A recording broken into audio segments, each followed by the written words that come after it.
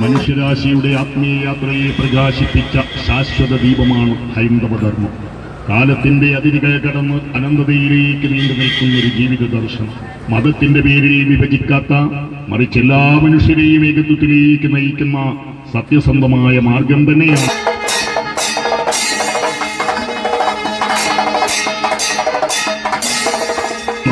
സനാതനധർമ്മം.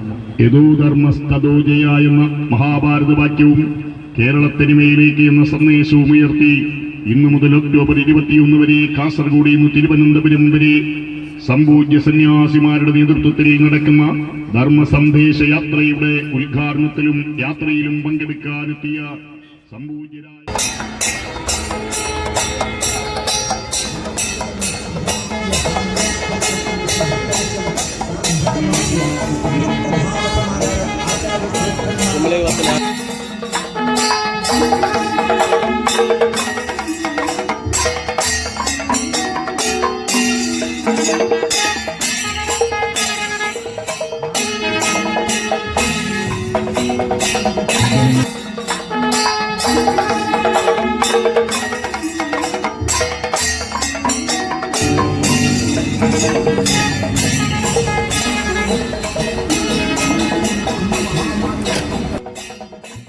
കടമ ശാശ്വതമായി തെളിഞ്ഞു നിൽക്കുന്ന ഒരു ജീവിത ദർശനം.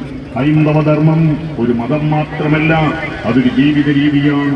നന്മ, സത്യം, കരുണ, സഹിഷ്ണുത, സഹജീവി സ്നേഹം എന്നിവയിലൂടെ മനുഷ്യരെ ദൈവസാക്ഷാത്കാരത്തിലേക്ക് നയിക്കുന്ന ശാശ്വത മാർഗം. എന്നാൽ കാലത്തിന്റെ ആസുരതയാൽ ധർമ്മബോധം നഷ്ടപ്പെട്ടവരായി ഹൈന്ദവ സമൂഹം മാറിക്കൊണ്ടിരിക്കുന്ന ദയനീയാവസ്ഥയ്ക്കാണ് നാം സാക്ഷ്യം വഹിച്ചുകൊണ്ടിരിക്കുന്നത്.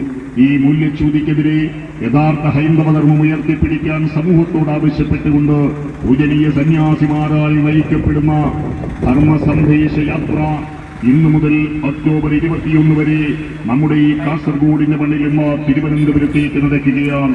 ധർമ്മസന്ദേശ യാത്രയുടെ ഉദ്ഘാടനത്തിലും യാത്രയിലും പങ്കെടുക്കുന്നതിനായെത്തിയ സംപൂജ്യരായ സ്വാമിമാരെയും സ്വീകരിച്ചുകൊണ്ടുള്ള ഘോഷയാത്ര ഇതാ മുത്തുക്കുടകളുടെയും വാദ്യഘോഷങ്ങളുടെയും അജുംബലിയോട് ഈ വഴിത്താരെ ഭക്തിസാന്ദ്രതയിലാഴ്ത്തി കടന്നു വരികയാണ്.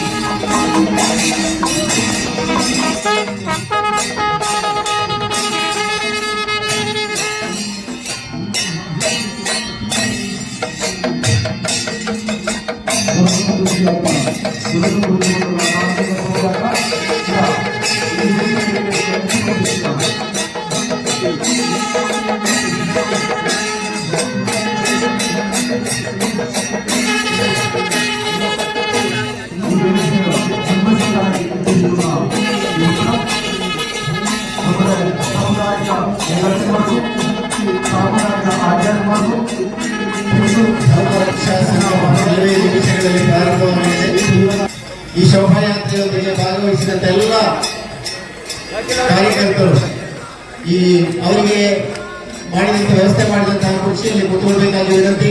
ಎದುರಿನ ಸೀಟುಗಳು ವಿಐಪಿಗಳು ಮತ್ತು ಸನ್ಯಾಸಿ ವರಿಯರಿಗೆ ರಿಸರ್ವ್ ಮಾಡಿದೆಯಾ ಆ ಸೀಟುಗಳನ್ನು ಬಿಟ್ಟುಕೊಡಬೇಕಾಗಿ ವಿನಂತಿ. ಉಳಿದಂತ ಎಲ್ಲ ಕಾರ್ಯಕರ್ತರು ನಮ್ಮ ಬಂಧುಗಳು ಸಂಪೂರ್ಣವಾದ